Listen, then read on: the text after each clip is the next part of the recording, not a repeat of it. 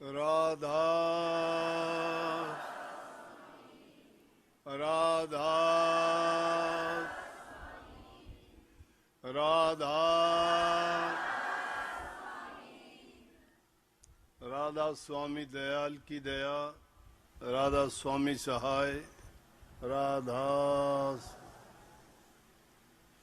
प्यारी साध संगत जियों, भाइयों बहनों, माताओं, नौजवान साथियों, बच्चे, जितने भी आप सत्संग लाभ के लिए उपस्थित हुए हो, शांति से बैठ के सत्संग लाभ उठाएं। सत्संग में ये कहने की जरूरत ही नहीं होती बैठ जाओ, आ जाओ।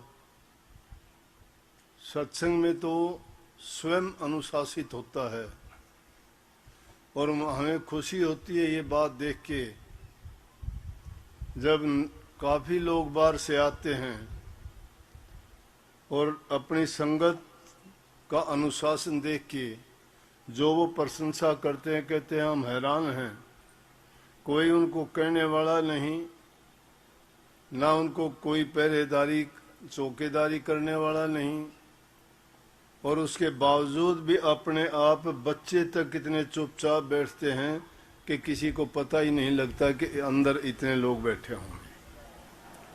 अभी पिछले दिनों रूपावास आश्रम का सत्संग, इतनी उसमें संगत थी, इससे तो 4-5 गुना ज्यादा।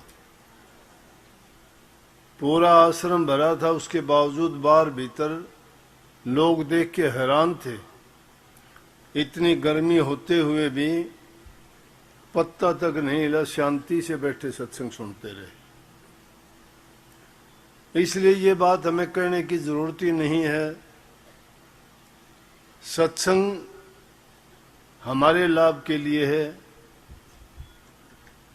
और लाभ वो है जो इस वाणी में कह दिया। लगभग इसी महीने में 2-4 दिन का आगा पीछा होता है। हर वर्ष सत्संग का आयोजन यहाँ करते हैं, होता है। तो अभी वो अपने धनखड़ साहब बैठे थे, कहने लगे कि सत्संग इस महीने में गर्मी भी होती है, बरसात भी होती है, थोड़ा आगे पीछे हो जाता तो। मैं कहने लगा अगर आगे पीछे कर दूं तो फिर मुश्किल होती है। आश्रम इतने ज्यादा हो गए कि सब में सब कहते हैं हमारे यहाँ सत्संग करो, हमारे यहाँ करो। भाग दौड़ करते करते भी पूरे सत्संग नहीं हो पाते।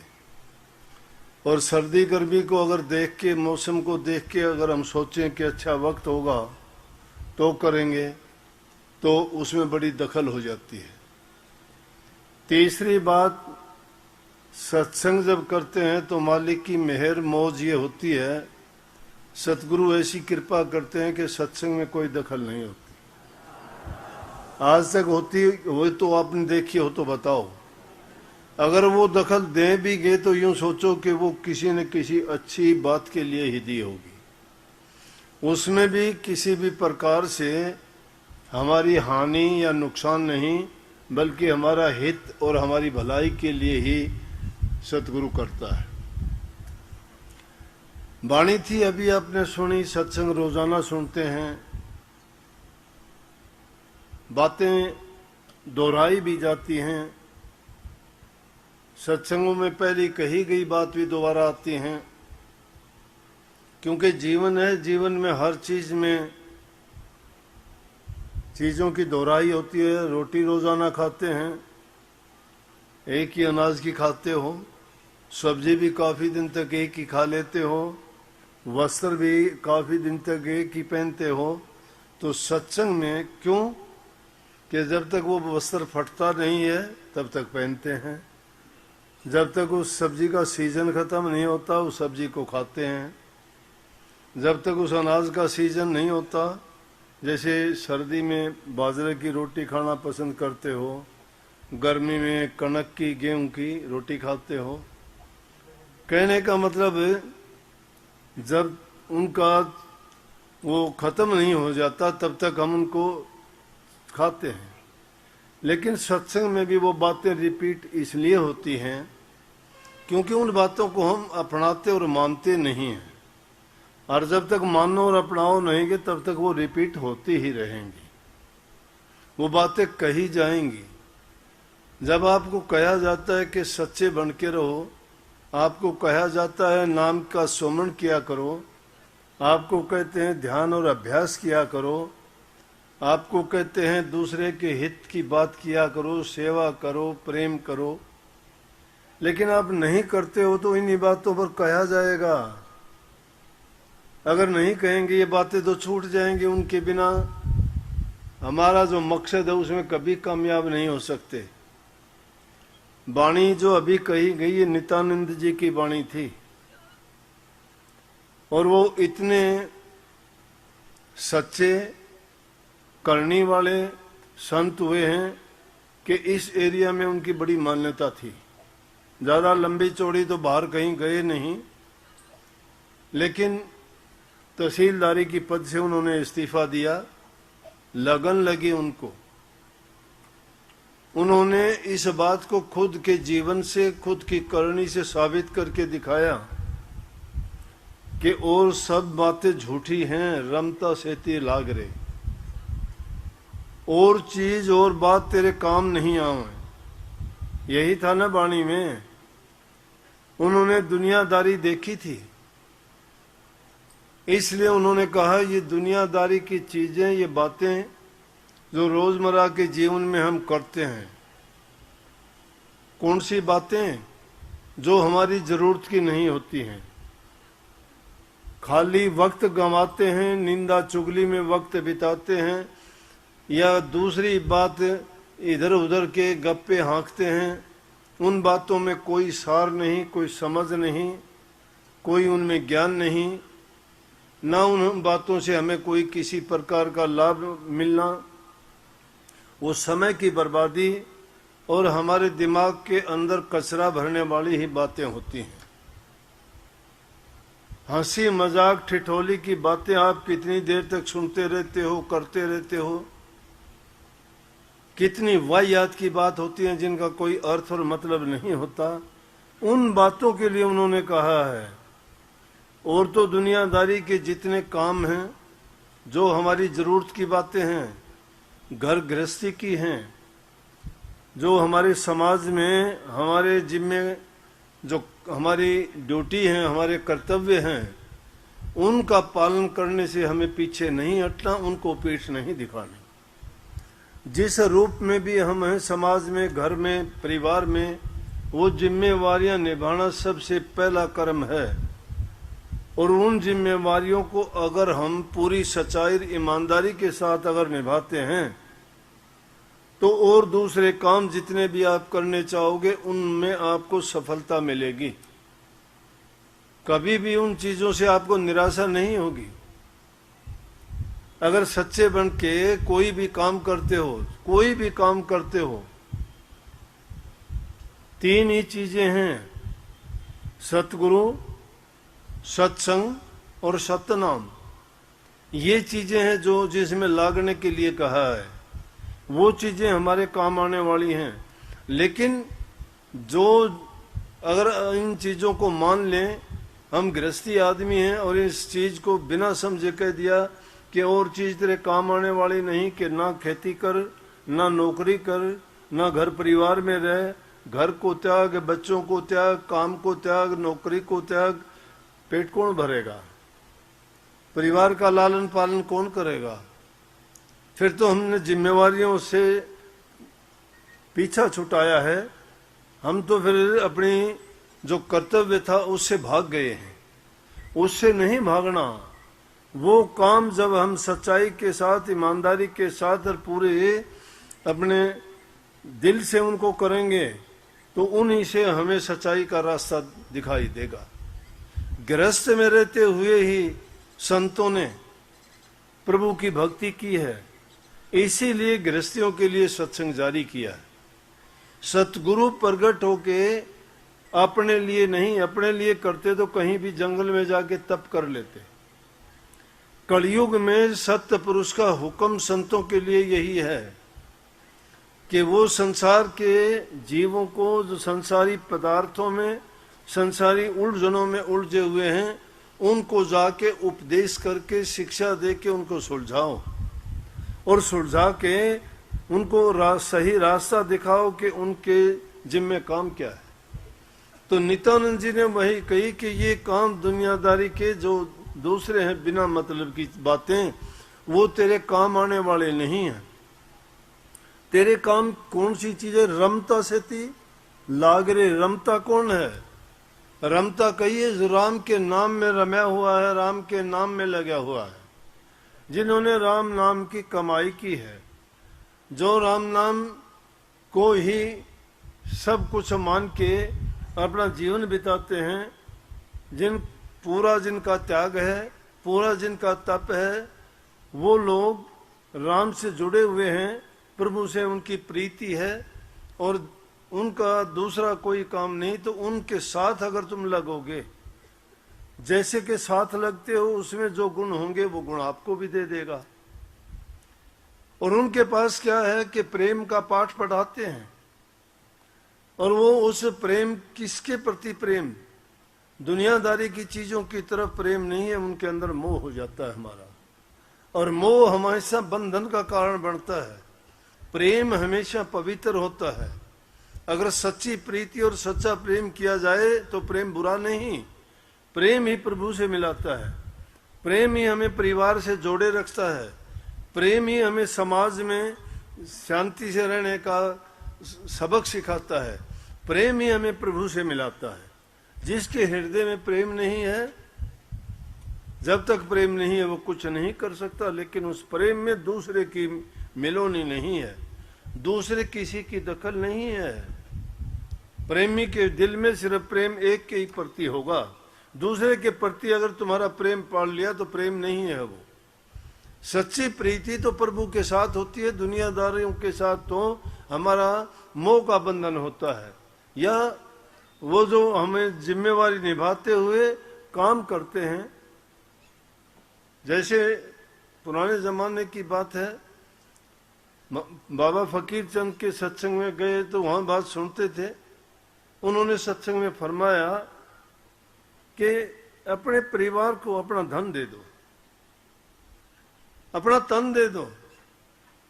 मतलब तन से वो जो कोई काम करना चाहते हो उनका काम करो। तुम्हारे पास धन है, कमाते हो, दे दो परिवार को, लेकिन मन किसी को ना दो। मन अगर किसी को दे दोगे तो मन तुम्हें तंग, परेशान होना पड़ेगा, दुखी होना पड़ेगा। मन अगर देते हो तो सिर्फ अपने सतगुरु को दो, वो सिर्फ एक को ही देना है। तन और धन दो, सब दे दो, तुम्हारे पास क्या करना है उसका, वो संसार की चीजें हैं। तो इसलिए कही कि प्रेम गली अति साकरी ता मैं दो न समाये। प्रेम जो गली है उसमें दूसरा की दखल नहीं है, एक अकेले की। तो वही नित्यानंद जी यहाँ माजरा के पास में जोड़ में रहते थे। वो एकांत पसंद थे, वो एकांत में रहते थे। उन्होंने कोई ऐसा वैसा ना इतने सत्संगी बनाए, लेकिन बाद के जीवन में सत्संगी आ जाया करते थे जब उनका पता लगा, नहीं तो अपने आप को गुप्त रखते थे।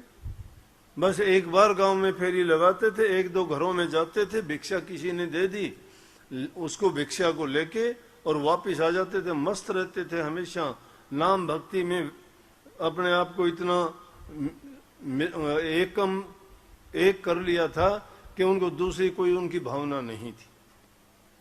सिर्फ इसी बात के कारण उन्होंने जिन दूसरों के बारे में जैसे कह दिया, किसी ने राजपाट त्याग दिया, किसी ने घर परिवार त्याग दिया, किसी ने धन दौलत छोड़ दी, उसी प्रकार से नित्यानंद जी ने भी प्रभु की भक्ति के लिए उनके प्रेम में आके अपने सब कुछ को त्याग के और सिर्फ एक निखालस उस मालिक के नाम पर ही वो लगे रहे।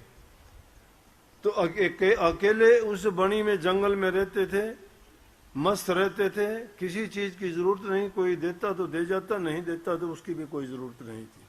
भिक्षा के लिए जाता तो कोई दे देता तो ले लेता, अगर नहीं भी देते एक दो घरों के बाद तो वैसे भी आ जाते। क्यों? कि उनको ना कोई भूख और प्यास कभी तड़पाती थी और न ही वो उसके भक्ति के रास्ते में बाधा बनती थी। तो ये वाणी उनकी थी। उन्होंने ये समझाया कि दुनिया में तुम कोई किसी की दूसरे की निंदा करता है, कोई किसी से झगड़ा करता है, कोई किसी की जायदाद पर कब्जा कर लेता है, कोई किसी की बेटी को दुख देता है, कोई किसी के लड़के को दुख देता है। छोटी छोटी बातों पर हम कितना बड़ा बड़ा पाप कर्म कर जाते हैं। तो उन पाप कर्मों से बच जाओ। ऐसे कर्मों से बच के और प्रभु की भक्ति अगर करोगे तो तुम्हारा जीवन सफल हो जाएगा। ये दुनियादारी की चीजें तो ऐसे हैं कि संगति जैसी करोगे वैसा ही रंग चढ़ जाएगा। बुरे आदमियों के पास बैठोगे, जो उसमें दुर्गुण है वो तुम्हारे अंदर बिना कहे भी आ जाएंगे। अगर तुम अच्छे इंसानों के पास बैठोगे तो तुम्हें अच्छाई की बातें बताएंगे, तुम्हारे अंदर बिना अपनाए भी अच्छाई आ जाएंगी। लेकिन जो रमते राम हैं, जो प्रभु की भक्ति करने वाले हैं, उनका संग करोगे, उनके पास जाओगे तो वो तुम्हें भक्ति के रंग में, नाम में रंग देंगे और आपको धीरे धीरे करके 1 मिनट में या 1 दिन में या 5-7 दिन में, क्योंकि नीरस है नाम में कोई स्वाद नहीं है। स्वाद होता है इंद्रियों के रसों का, जो स्वाद है उसको हम रस मानते हैं, आनंद मानते हैं। उनके भोगों से जो हमें तुच्छ समय के लिए जो खुशी मिलती है उसको आनंद मानते हैं। हमें नाम रस का पता ही नहीं है। नाम रस जब आना शुरू हो जाता है तो ये रस फीके लगते हैं, इनकी ओर ध्यान ही नहीं जाता। इसीलिए इनकी ओर से उपरामता हो जाती है, अपने आप चले जाते हैं, इनके बंधन टूटते चले जाते हैं। ज्यों ज्यों जो भक्ति में, नाम में लय हो जाता है, ये दुनियादारी के सभी बंधन अपने आप ढीले पड़ जाते हैं। उनको ना मोह रहता है, न उनको किसी की चीज में कोई ये लगन रहती है कि मुझे ये मिले, ना कोई वो की स्वाद के बस होते हैं। उनको तो इतना है कि प्रभु के नाम में मस्त रह के उनको जो कुछ जैसा मिलता है उसी से अपना जीवन निर्वाह कर लेते हैं। वो खाने के लिए नहीं जीते, स्वाद के लिए नहीं जीते, वो उस आनंद और प्रेम के लिए जीते हैं। जितना उनका जीवन होता है वो तो चाहते हैं कि सारा का सारा जीवन उनका प्रभु की भक्ति में, उनकी याद में बीते। लेकिन हमारा क्या है कि हम एक दूसरे को देख के या तो मन में ईर्ष्या पाल लेते हैं, या द्वेष कर लेते हैं, या हमें उनके साथ प्रतिस्पर्धा कर लेते हैं कि मेरे पास ये क्यों नहीं है, इसके पास ये चीजें क्यों हैं, इसकी इज्जत मान बढ़ाई क्यों है। ना ये इज्जत, ना ये मान बढ़ाई, ना ये धन दौलत, ना ये ऊंचे पद, ना ये दूसरी चीजें दुनियादारी में जिनके लिए हम तड़पते हैं, भागते फिरते हैं, चालाकियां करते हैं, झूठ बोलते हैं, उल्टे सीधे कर्म करके पैसे कमाते हो, किसी का गला काटते हो, किसी का पेट काटते हो, और फिर उसमें तुम सुख ढूंढना चाहते हो। मैं कहता हूं ऐसी कमाई से, ऐसी चीजों से जो तुम्हें अगर मिल भी गई तो तुम्हें अच्छा नहीं, तुम्हारा अच्छा हो नहीं सकता, क्योंकि जो चीज तुम्हें मिली है उसमें गुण नहीं, प्यार नहीं, उनमें तो सिर्फ द्वेष भरा हुआ है। वो क्योंकि पाप के रास्ते से आई है। वो जो जिस ढंग से चीज कमाई जाती है उसमें वैसे ही गुण होते हैं। अब देखो ये लोग नहीं जानते क्यों, ये आजकल देखते हैं हम कि लोगों में क्रोध इतना ज्यादा क्यों बढ़ गया, किसी से बर्दाश्त नहीं होता। धैर्य क्यों खो दिया, क्यों नहीं होता बर्दाश्त, खान पान बदल गए, कोई भी किसी की बात बर्दाश्त क्यों नहीं करता। इतनी छोटी सी बात किसी को कहो बस या तो झगड़ा कर लेंगे। रोजाना की खबर देखते हो 5, 10, 100, 200 रुपए के लिए कि उसने उसको चक्कू मार दिया, उसने झगड़ा हुआ, उसका ये कर दिया, वो कर दिया। क्षणिक बात के लिए बिना सोचे बिना समझे क्यों ऐसा होता है कि आजकल का जो अन्न खाया जाता है उस अन्न में एक प्रकार का जहर भरा होता है, और उस जहर के कारण हमारे खून में इतनी गर्मी हो गई है जिसके कारण क्रोध, ईर्ष्या, द्वेष, निंदा, ये चीजें ऐसी भर गई कि हमारे मन के अंदर शांति नहीं है। क्योंकि शांति वाला गुण वाली चीजें नहीं है। वो जो अनाज खाते हो उनमें कितनी खाद अब डालते हो, उस खाद की तासीर क्या है, वही खाद अगर तुम किसी चीज में वैसे डाल के देखो, सड़ा देगी थोड़ी देर में, लेकिन वो धीरे धीरे करके पानी के रास्ते से फल में, सब्जियों में, अनाज में जो जाता है पानी में, और उसको जब हम पीते हैं वो हमारे खून में जाता है, क्योंकि सारी चीजें जो हम खाते हैं उससे बनती हैं।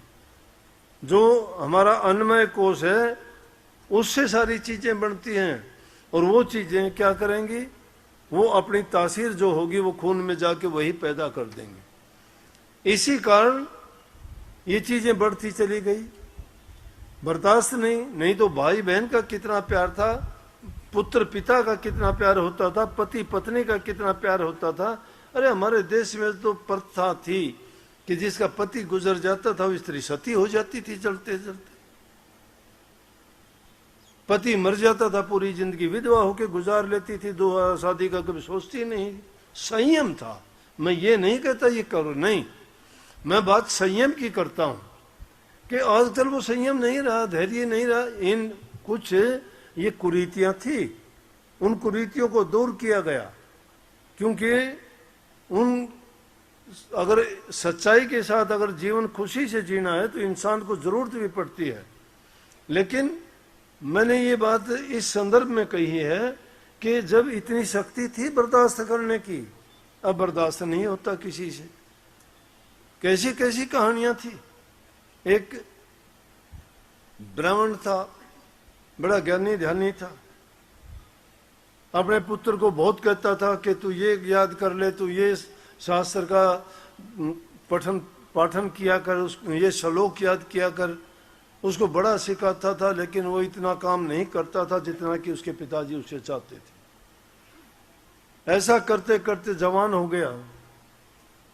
जवान हो गया तो एक दिन उनको बात बात पे झिड़क देता था, तो अच्छा नहीं लगता था उसकी पत्नी को कि बच्चा जवान हो गया है और ये फिर भी जो है इस लड़के को कुछ का कुछ कहता रहता है, ये बेचारा कुछ नहीं बोलता, चुपचाप सुन लेता है। एक दिन उस लड़के ने सोचा इससे अच्छा तो रोजाना पिताजी तेरी बेइज्जती करता है कि रोज आ ही जाता है कभी ना कभी किसी को। मिट्टी को भी अगर बार बार तुम इसको पीटते रहोगे तो ये भी तो इतनी महीन और पतली होके तुम्हारे सिर से ऊंची निकलना शुरू कर देगी। हालांकि इसकी औकात नहीं है, पैरों तले ही रहती है बेचारी, लेकिन इसको अगर बार बार तुम कूटोगे, बार बार इस पर चोट करोगे तो इतनी महीन हो जाएगी कि सिर से ऊंची भी जानी शुरू हो जाएगी। धूल नहीं देखते कई बार गुमार कैसा उठता है। इसीलिए बार बार परेशान करने से कभी न कभी तो आदमी में क्रोध आ ही जाता है।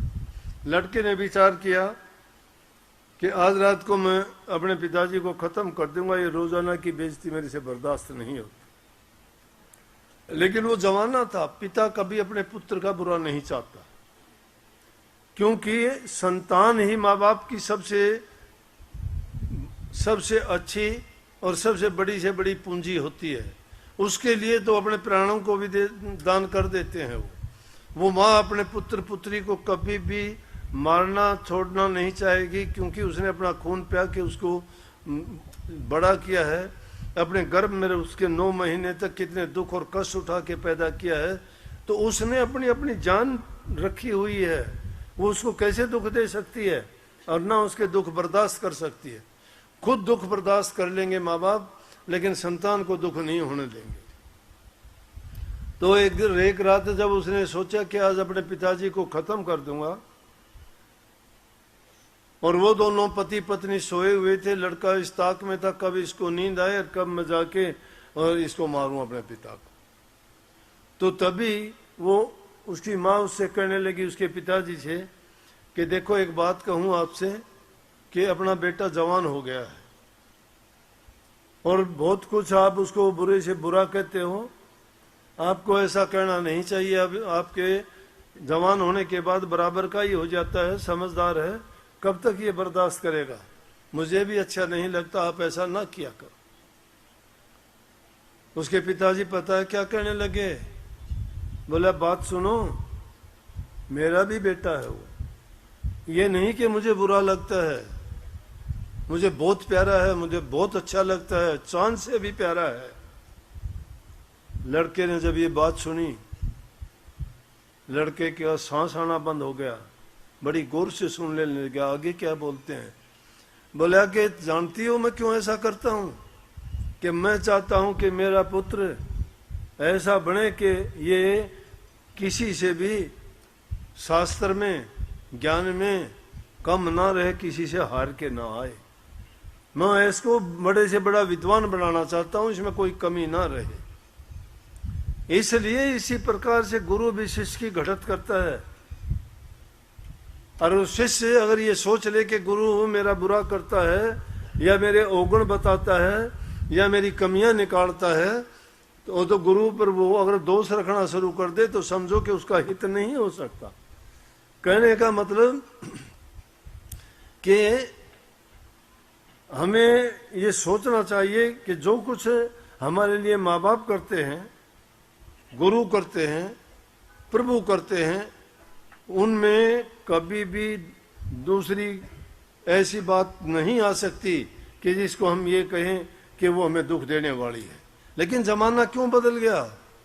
बदलने का कारण यही है कि या तो हमारा खान पान गलत है, जो गलत तरीके से कमाया गया है, या गलत ढंग से आया है। अगर इंसान अपनी नेक कमाई, हक हलाल की कमाई का खाता है, उसके विचार शुद्ध और पवित्र होंगे, और जिस इंसान के शुद्ध और पवित्र विचार होंगे उनके मन में शांति होगी, उनके साथ बैठने वालों के साथ उनका प्रेम होगा, घर परिवार में उनके शांति रहेगी, और जहाँ शांति है उस घर में लक्ष्मी वास करती है, बड़े छोटे की इज्जत कदर होती है, वहाँ बूढ़े बुजुर्गों की बात सुनी जाती है, और उन बूढ़े बुजुर्गों की बात जो होती है वो शिक्षा से, गुणों से भरी हुई होती है। हमेशा वो अच्छी बात बताते हैं जिसके कारण उनके जीवन में किसी प्रकार की कोई बाधा ना आए और उनका जीवन अच्छा गुजरे, और वो सबका हित करे, किसी की बुराई ना करे। जब घर परिवार में सुख और शांति होगी, मन में शांति होगी, तो ही आप भक्ति के रास्ते पर चलने के काबिल बनोगे। अगर सीधा ही आपको कह दिया कि चल गुरु के पास चल, नाम ले ले, कितनों को लेके आते हैं। कोई शराब पीता है, कोई दूसरा नशा करता है, कोई और उल्टे सीधे काम करता है, कोई जुआ खेलता है, और फिर लेके आते हैं, कहते हैं जी इसको ऐसा करो, ये ऐसा करता है, शराब पीता है। शराब कौन छुटा दे सकता है? उसके मन में जब कोई बात है, वो जब तक तैयार नहीं है तो कितने ही आदमी लेके जाओ। वो तभी छोड़ सकता है जब उसका मन कहेगा। अब उसका मन खुद का काबू में नहीं है, वो खुद अपने मन से नहीं चाहता मैं ये काम करूं या नहीं करूं, उसको दूसरा कोई नहीं करा सकता। लेकिन इसी मन को अगर साध लिया जाए और इसी मन को पक्का कर लिया जाए तो वो चीजें तो कहीं अपने आप तो हमारे आके चिपटी नहीं थी, उन चीजों को हमने अपनाया है। कोई भी चीज है हम उनको छोड़ सकते हैं, आसानी से छोड़ सकते हैं। और इंसान के लिए कोई चीज भी मुश्किल नहीं है, भक्ति भी मुश्किल नहीं, भक्ति भी बड़ी सरल है, कठिन नहीं है। बताऊं आपको, कठिन है तो इन चीजों को मानना कठिन है, अच्छे गुणों को अपनाना कठिन है, सच्चाई के रास्ते पे चलना कठिन है, निंदा चुगली बुराइयां छोड़ना कठिन है। लालच और स्वार्थ इंसान से नहीं छूटता, और लालची इंसान कभी अच्छा नहीं होगा। ये चालाकियां हेरा फेरियां जो करते हैं, वो सोचता है इंसान कि मैं बड़ा चालाक हूं, मेरे से चालाक होशियार नहीं है, मैंने ये कर लिया, मैंने वो कर लिया। अरे चालाक तो काग भी बहुत होता है, भिष्टे में जाके चोंच मारता है। अच्छे काम करने वालों को इसी वाणी में कहा है नित्यानंद जी ने कि जो सदकर्म करता है वो हंस कहलाता है, और जो नीच कर्म करता है वो कुबुद्धि काग कहलाता है। जो नीच कर्म करता है काग जैसी उसकी आदत होती है। इसलिए हम इंसान, परमात्मा ने इंसान को बनाया इसलिए था कि हंस जैसे कार्य करे, और ये फंस गया दूसरी चीजों में, फंसाया काल महाराज ने।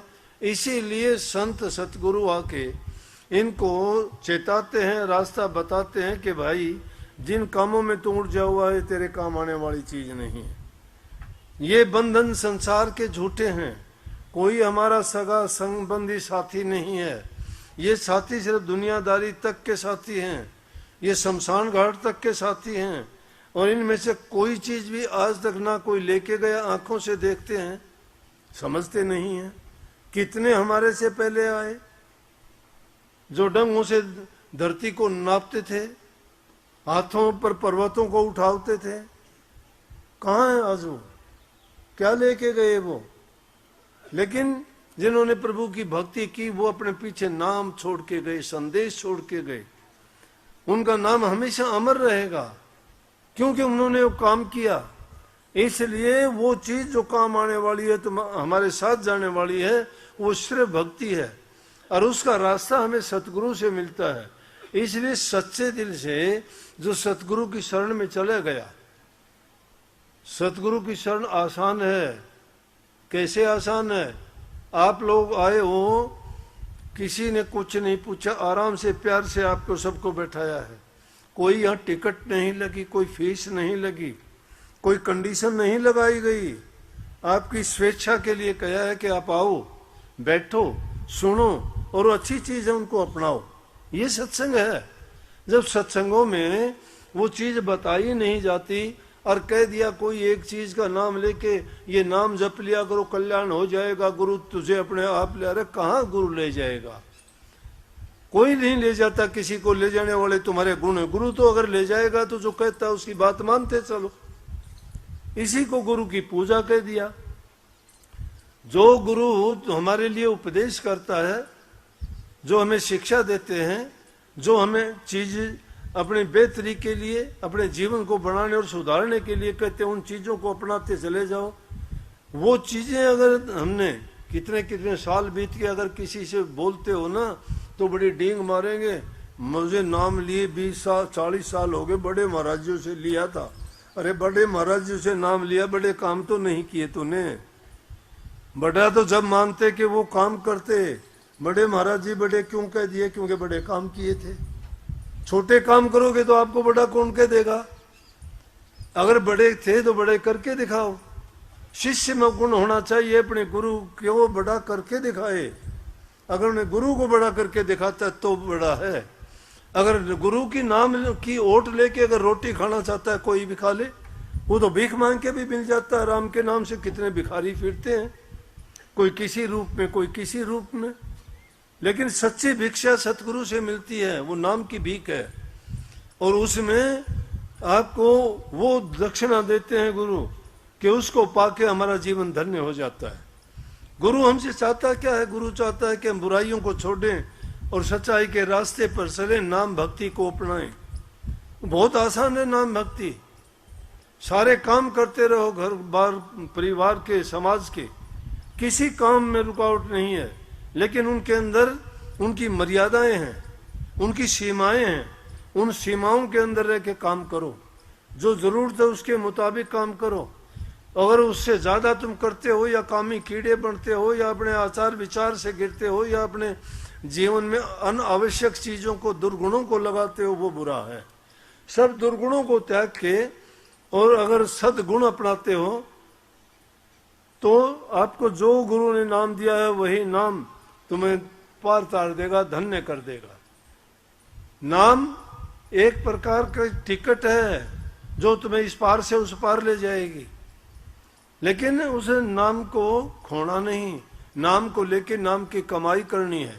और वो बहुत आसान है, कुछ बाधा नहीं है किसी काम में भी। आपके कोई काम करते जाओ, संतों ने बड़ा हेला दे के रुक के मार के कहे, सब ने जो जिस समाज में पैदा हुआ वो सारे काम किए और उन्होंने उसी समाज को अपने ढंग से समझा दिया कि काम करते रहो लेकिन प्रभु की भक्ति भी साथ करो, कोई रुकावट नहीं। धन्ना भगत जाट था, खेती का काम करता रहा और ऐसी भक्ति की कि तुम्बे बोने के बाद में भी उसको ज्वार मिली। सारे काम प्रभु ने किए उसके खेत के। सैन भगत नाई का काम करता था, लखमा माड़ी का था, कबीर साहब जुलाहा था, कपड़ा बुनता था, नामदेव छिपी था, कपड़ों को रंगता था, रविदास जी चमार जाती थे, जूतियां बनाते थे। उन्होंने कहा कि अपने काम करने में कोई शर्म और संकोच नहीं, वो काम करते जाओ और उसी काम में भक्ति है। सच्चे मन से वो भक्ति करते जाते हो, लो तुम्हारी प्रभु से लगी रहती है। कोई देखना नहीं, कोई सुनना नहीं, कुछ करना नहीं। ना तुम्हें समय बर्बाद करना। अगर कोई आके तुम्हारे पास में बैठता है, तुम्हारा समय बर्बाद करेगा, अनावश्यक बात करके तुम्हारे दिमाग में कचरा भरेगा, और उन बातों का कोई तुम्हारे जीवन में लाभ नहीं, अर्थ नहीं, महत्व नहीं। तीनों चीजें खराब हैं ये। उनसे क्या मिलेगा हमें? हमें सिर्फ वही बात सुननी चाहिए जिससे हमारा या तो लाभ हो, या हमें कुछ संदेश मिलता हो, या हमारा जीवन सुधरता हो। वो बात सुननी चाहिए, नहीं तो समय की बर्बादी है, और बिना बात के अपने दिमाग के अंदर ऊन जनून भर लेना है। ऐसी चीजों को कभी भी अपने दिमाग में मत भरने दो। अच्छे गुणों को अपनाओ। संत महात्माओं फकीरों की वाणी, उनके कहे हुए शब्द वचन, वो याद करो। वो याद करोगे तुम्हारे विचारों के अंदर कभी भी बुराइयां नहीं घुसने पाएंगी। लेकिन हमने तो क्या कर लिया कि इसको बनाई ऐसा दिया कि कचरा भरने का। कोई भी कहता है उन चीजों में अपने कान बिछा देते हैं, उनके सामने के लिए डाल दे जो डालना है, और कभी हटाते ही नहीं। उन्हीं बातों को सुनते सुनते जीवन बर्बाद हो जाता है। संत कहते हैं काम में रुकावट ही नहीं है, करो, सब करो। ये थोड़ा है कि माला लेके बैठ जाएंगे, घर के काम छोड़ देंगे, नहीं। कुछ भी, माला तो सांसों की है, सांस सांस एक एक मन का है, नाम सुमरो उसमें। कबीर साहब कहते सांस सांस में नाम सुमर, बैठता सांस ना खोए, क्या जाने इस सांस का आवरण होना होए। क्यों भरोसा करते हो कल का?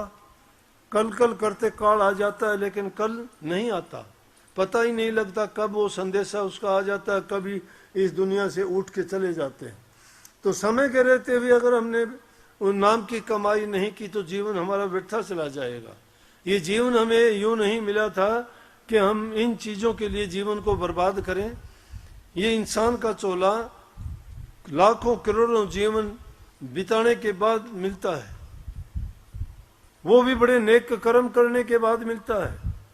और वो मिलने के बाद भी हम नहीं चेतते और सोए रहते हैं गफलत की नींद में। परवाह नहीं है हमें क्यों आए थे, क्या करना था। ये भी बात बेचारी है, कभी नहीं सोचते क्यों आए दुनिया में, क्या करके जाओगे।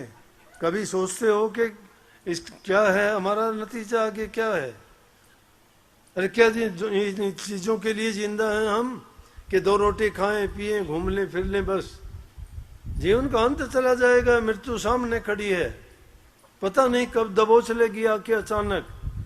इसलिए समय रहते हुए उस नाम की कमाई करो ताकि हमारा उद्देश्य की पूर्ति हो।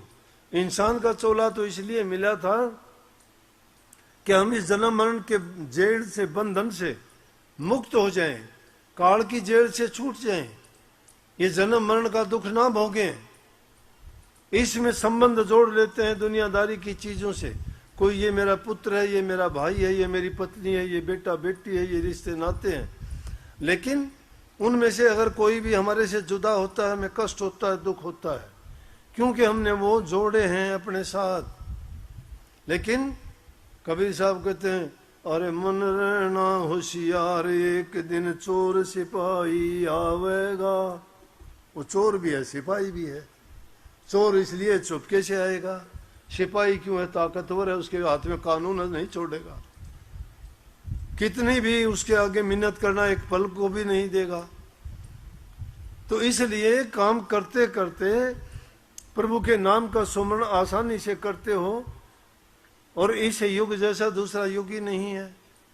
कलयुग में संतों ने इतना सस्ता कर दिया ये काम कि सभी चीज, जो जरूरत की चीजें हैं सभी भोगो, कोई परहेज नहीं है। जो मन में आता खाओ, जरूरत के मुताबिक खाओ। ज्यादा तो अच्छी चीज खाओगे तो भी खराब कर देगी, बुरी खाओगे तो खराब करती ही करती है। खराब पियोगे तो कर देगी, खराब ज्यादा बोलोगे तो खराब कर देगी। हर चीज जो भी ज्यादा नहीं, जरूरत के मुताबिक।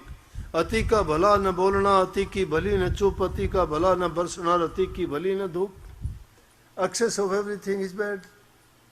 बहुतायत किसी भी चीज की अच्छी नहीं है। ये संतुलन बना के सारी सृष्टि रुकी है। हर चीज का संतुलन। 84 लाख योनि है, कीट पतंगे से लेके हाथी जैसे जीव इस धरा पर हैं। कोई जल में है, कोई जमीन पर है, कोई वायुमंडल में उड़ते घूमते हैं। किसी के जीवन में दूसरा बाधा नहीं है। सबके अलग अलग काम हैं, अलग अलग रास्ते हैं, वो सब जीते हैं। 84 लाख प्रकार के जीव, और एक दूसरे से कोई किसी प्रकार का वो नहीं है। लेकिन इंसान एक ही जाति का होते हुए भी इसके इतने टकराव हैं कि तो ना जीना चाहता है ना जीने देता है। जीवन का उद्देश्य तो होना चाहिए जीवो और जीने दो। मन में शांति हो, प्रेम हो। जहां शांति और प्रेम होगा वहां भक्ति है, वहां श्रद्धा है, वहां विश्वास है। जहां यकीन जिसका दृढ़ है, परमात्मा उसके अंदर ही है, मन में ही है। ढूंढते ढूंढते हम चले गए, घूमते रहे, सारी जिंदगी घूमते रहो, कहीं नहीं मिलेगा। लेकिन उसको अगर खोजना चाहते हो तो हमारे अंदर में ही बैठा हुआ है। कही है, ये धागा तोड़ दे तस्वीर किताबें डाल पानी में, मसायकत बन के क्या करना मसीकत को चलाता जा। अगर है शौक मिलने का तो हरदम लो लगाता जा। अगर उससे प्रभु को मिलने का शौक है तो हरदम उसकी लो लगाओ, उसके साथ हमेशा जुड़े रहो, उसकी याद हमेशा बनी रहे। ये जरूरी नहीं है कि हम उसके समय निकाल के और सिर्फ एकांत में बैठ के और सोचें कि ले अब तो ये टाइम हो गया, अब कुछ देर के लिए मैं कर लूं, कुछ देर के लिए ध्यान में बैठूं। अरे ध्यान में तो हमेशा बैठे ही रहते हो, काम करते करते भी बैठे रहते हो। ध्यान तो तुम्हारा ऐसा होना चाहिए, काम करते करते ही तुम्हें पता नहीं होना चाहिए। नानक साहब को उसकी बहन लेके चली गई, क्योंकि उनके पिताजी चाहते थे कि नानक साहब दुनियादारी के काम में फंसे, व्यापार में लगा दिया। बोले यहाँ तो कोई काम नहीं करता, उसकी बहन के साथ भेज दिया। तो उसके जो बहनोई थे वो अनाज का काम करते थे। नानक साहब को वहां छोड़ दिया, कहने लगे यहाँ अनाज तोल दिया करो और ये काम सीखो आप। वहां जाके बैठ गया, वहां जिसकी लो लगी होती है उसको क्या परवाह। उसके मन में तो ये, अभी उस थोड़ी देर पहले गया था कि मैं नित्य कहूं समझाए छोड़ दे मेरा मेरी रे। ये मेरा मेरी का ही तो झगड़ा है सारा, मैं और मेरा। तू और तेरा कह दो ना, तू कौन, परमात्मा और तेरा सब कुछ उसका, हमारा है क्या यहाँ? हमारा तो कुछ भी है नहीं, जो कुछ है वो उसी का है। इसलिए नानक साहब जब अनाज को तोलने लगे, तोलते तोलते गिनती की कि 1 2 3 4 8 12 13 13 13 अनाज तोलता गया। 13 से ऊपर गिनती नहीं की। एक आदमी देख रहा था, जाके कह दिया, अरे वो कहाँ रख लिया तूने, वो लड़का वो तो तेरे बर्बाद कर देगा। बोला क्या बात है? बोला कोई अनाज लेने के लिए आया था, गिनती उसने तो 13 से ऊपर की नहीं, 13 13 करता रहा। उसने कह दिया हाथ जोड़ के अपने घर चला जा भाई, मेरे से तेरी काम नहीं होगी। बोला कि क्यों, मैंने क्या कर दिया? बोला 13 से ऊपर गिनती नहीं। बोला है ही 13, और है क्या? किसका है? और ना मेरा है ना तेरा है, वो जिसका है उसका है, वही तो है, जो कुछ है प्रभु तेरा है। तो जब उसका है तो वो ये लो लगाना है, ये लो लगाना है। कभी भी ये ना सोचो मेरे से काम नहीं होगा।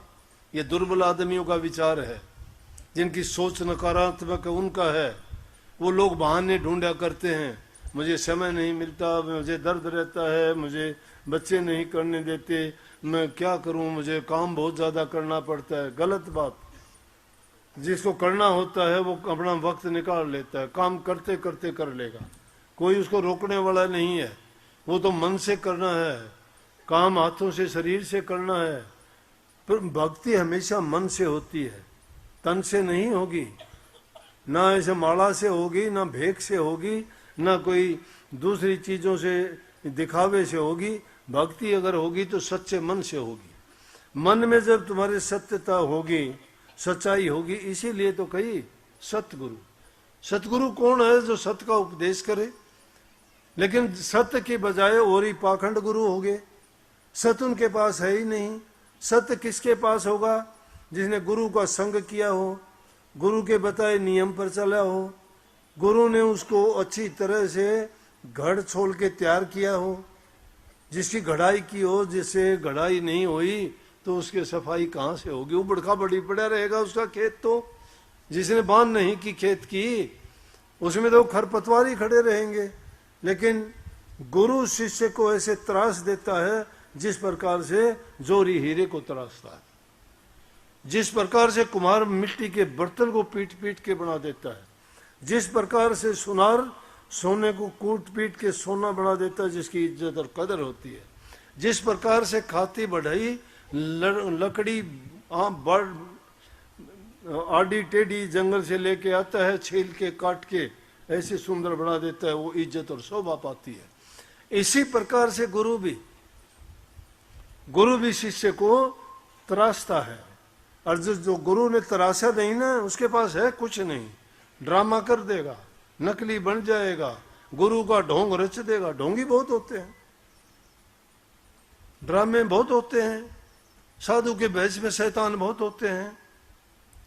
साधु का काम होता है समाज को सही रास्ता दिखाना, बुराइयों से निकालना, सत्य मार्ग पर चलाना, प्रभु की भक्ति में लगाना और उनको नेक नियत रखने का उपदेश और शिक्षा देना।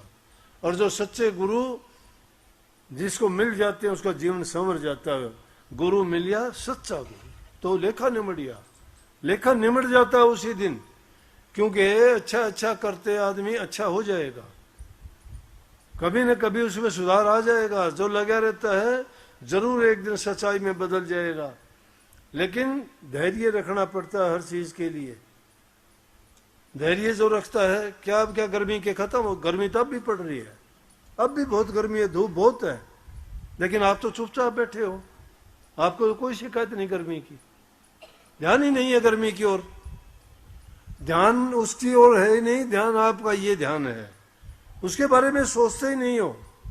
इसी प्रकार से दुनियादारी के जो बुराई हैं उनको इसी प्रकार से इग्नोर कर दो, भूल जाओ उनको, छोड़ के सिर्फ अपने मन को सत्य में, नाम में, गुरु में जोड़ लोगे तो आपको भी वो बुराइयां नहीं फटकेंगी और अच्छे ही अच्छे गुण आएंगे। उसके लिए नाम का सुमन करना, ये नहीं कि कभी बैठ जाओ चुपचाप, नहीं, जिनने भी पाया उन्होंने चिंतन किया, चिंता करने से नहीं, चिंतन किया। चिंतन आप भी करो, चिंतन करो कि मेरे अंदर बुराइयां क्या हैं, चिंतन करो कि मन दुष्ट मानता क्यों नहीं है, चिंतन करो कि ऐसी कौन सी चीज है जो और दूसरे कर सकते हैं, मेरे अंदर ऐसी कौन सी कमी आई है मैं क्यों नहीं कर पाता। जब ये जांच आप कर लोगे अपनी, आपको अपनी कमी दिखाई देगी, और सच्चे जब बनोगे कि अपनी कमी को खुद जान के अपनी कमी को निकाल दोगे। जो कमी को नहीं निकालता है और अपनी कमी को जानते हुए भी उसको वो पीठ दिखाता है तो कमी उसकी कभी नहीं छूटेगी। अगर कमी है तो प्रकट करके कहो, हाँ मेरे अंदर ये कमी है। कुछ लोग होते हैं ऐसे कि है ये मेरे अंदर कमी, उनकी कमी निकल जाती है। जो छिपाता है, नहीं मेरे अंदर नहीं है ये। इंसान की ये आदत है कि अपनी कमी को नहीं बताना चाहता, उसको छिपाना चाहता है। अच्छा गुण ना हो तो भी कहता हाँ मेरे अंदर गुण है। कितने ही लोग आपकी अकल मारते हैं, कोई ज्योतिषी बन के, कोई पंडित बन के, कोई पत्रा देख के, कोई आपके अंक देख के, कोई आजकल तो हाथ देख के, कोई रेखा देख के। क्या कहते हैं? 3-4 बात उनकी कॉमन होगी। सबसे पहले कहेंगे तू नेक इंसान बहुत है, लेकिन तुझे नेकी का फल नहीं मिलता। वाह, बड़े खुश हो गए, भाई मैं नेक तो हूं ही। तभी छाती काट दोगे, हाँ ये बात पक्की है। उसको झूठे को भी सच्चा बना दिया, झूठ स्वीकार कर ली पूरी कि हाँ मैं तो ऐसा ही हूं। लेकिन बोला तुमने जो करता है उसका फल नहीं। हाँ पूछो ना, मैंने सबके इतने अच्छे अच्छे काम किए लेकिन उन्होंने बड़ी दुष्टता करी मेरे साथ।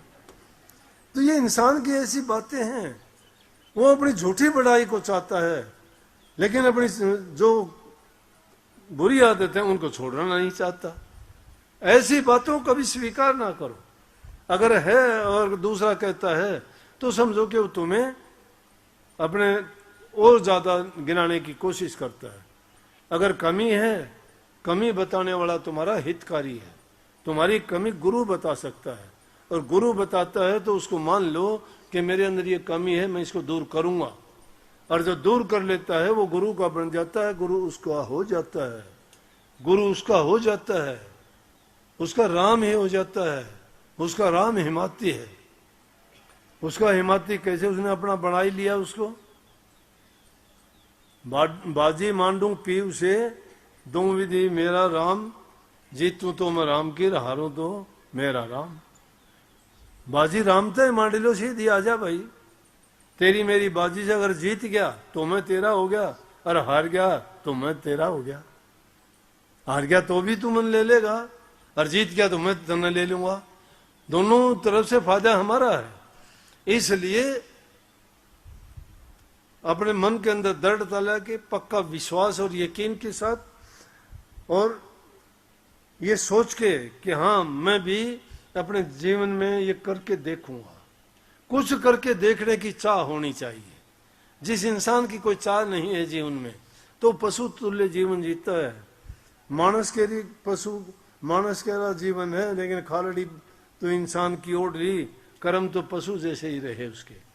इंसान का जीवन मिला है भक्ति करने के लिए, जीवन को सफल और कामयाब करने के लिए, इन जन्म मरण के बंधनों से मुक्त होकर काल और माया के देश से आजाद होने के लिए। संत उसी जेल से निकालने के लिए आते हैं, और उस जेल से तभी निकलोगे जब आप गुरु के बताए बातों पे चलते रहोगे, दृढ़ विश्वास करके उनके दिखाए जो रास्ते हैं उनको अपनाओ, सच्चे मन से अपनाओ। दुनियादारी में तो चीजें ऐसे ही हैं। और जब किसी के आशिक होगे, परवाह किसी की क्या करनी। जब आशिक उसके हो गए तो दूसरों की क्या देखना, कौन तुम्हारी बड़ाई करता है, कौन बुराई करता है, ये ख्याल ही नहीं रह जाता। बुल्ले शाह कहता है, बुल्ला आशिक रबदा मलावमत होवे लाख, दुनिया काफिर काफिर आख दे तुआ हुआ हो बाक। कि दुनिया मुझे काफिर कहती है, लेकिन मैं आशिक परमात्मा का हूं, कहते रहो, मुझे परवाह नहीं है। जिसका आशिक हूं वो सब कुछ है। एक दुनियादारी के किसी के प्रेम का नाता जोड़ के या उनसे इश्क करके, इश्क प्रेम का ही नाम है, कोई बुरा नाम नहीं है।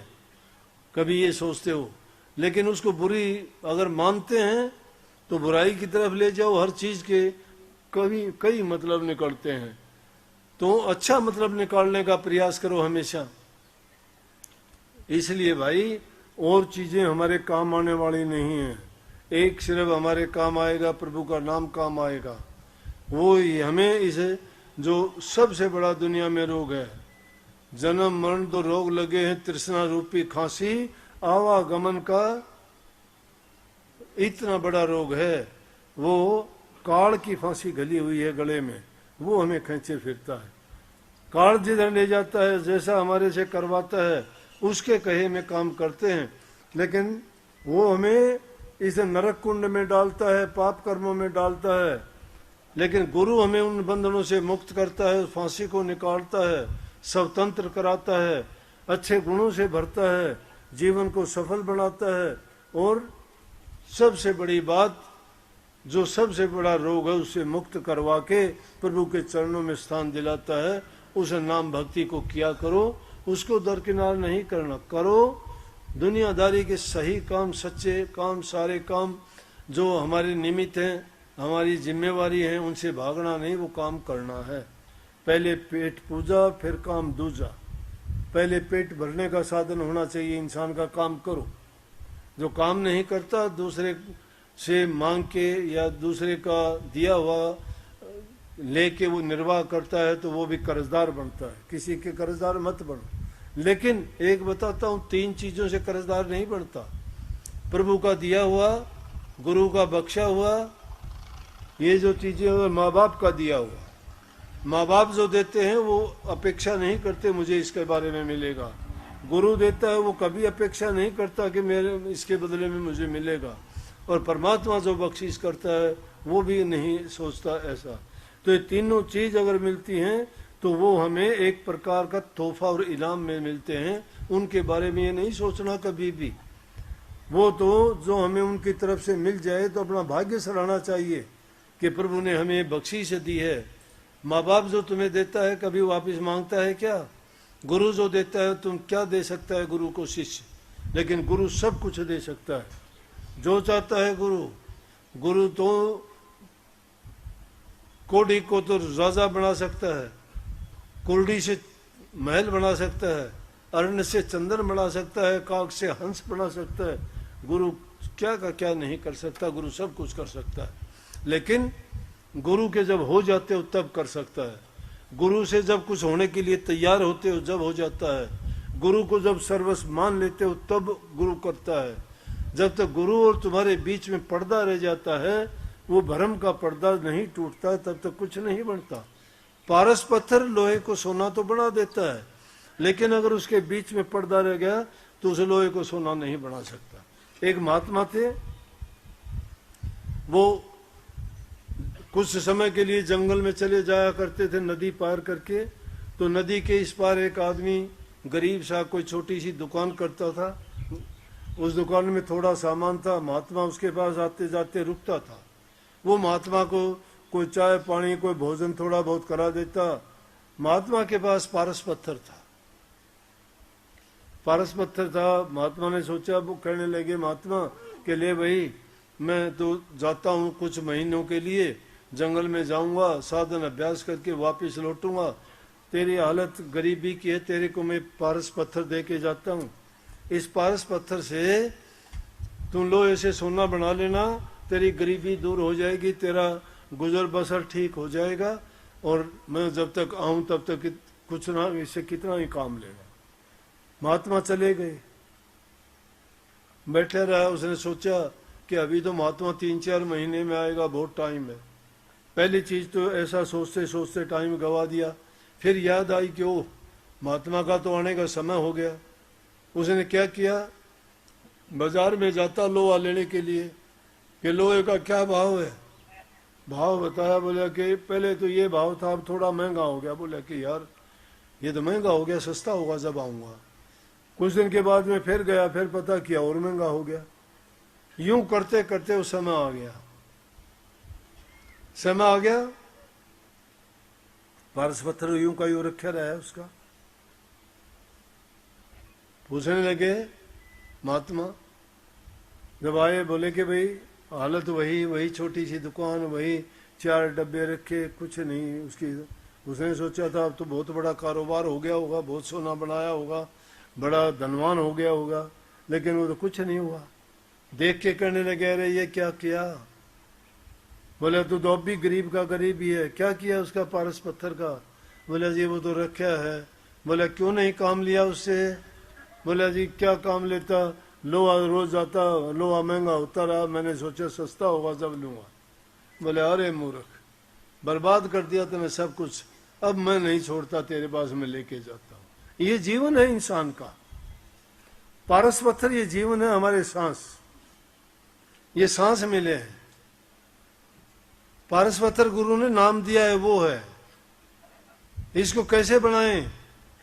गुरु ने कह दिया कि नाम को जपया कर, अभ्यास किया कर, सुमरण किया कर, चिंतन किया कर।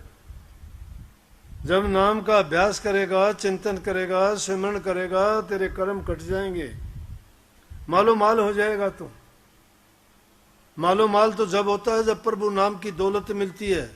दुनिया के पदार्थों से कोई मालो माल नहीं होता। वो तो व्याधि है, बीमारी है, वो तो रोग है। दुनिया का धन अगर मिल गया तो बीमारी है, वो तुम्हारी बुद्धि को भ्रष्ट कर देगी।